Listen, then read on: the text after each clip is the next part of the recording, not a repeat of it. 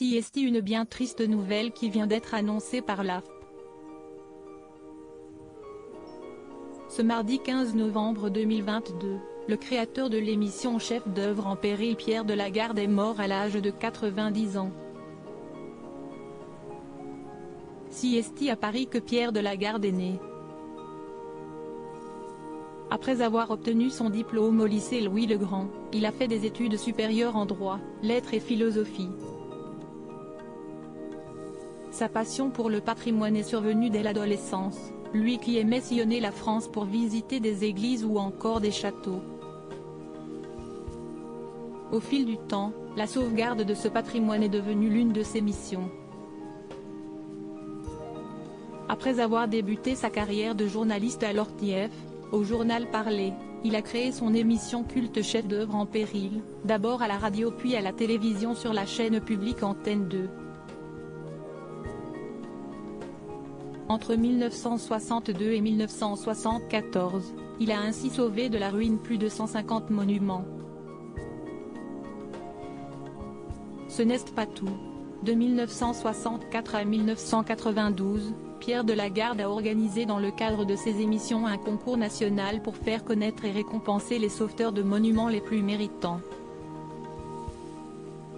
Il a en outre lancé le magazine Monuments en péril en 1971, dont il était le rédacteur en chef durant 5 belles années. En parallèle, il se consacrait à l'écriture de livres consacrés au patrimoine, mais aussi sur des thèmes littéraires et religieux qu'il affectionnait également beaucoup. Il a d'ailleurs reçu le prix de l'Académie française pour la mémoire des pierres et le prix littéraire européen pour le Grand Duel.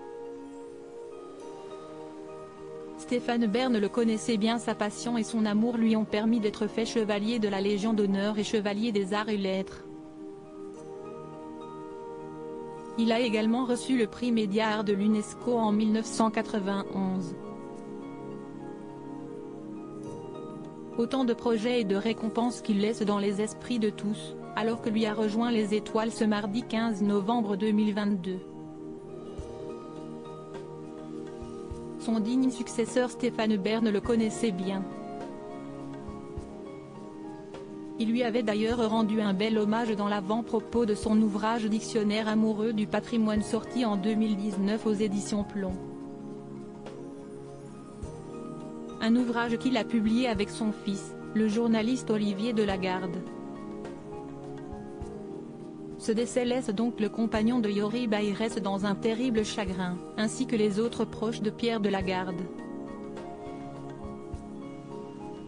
La messe de funérailles sera célébrée le vendredi 18 novembre à 10h30 à l'église Saint-Jean-Baptiste de la Salle, dans le 15e arrondissement de Paris.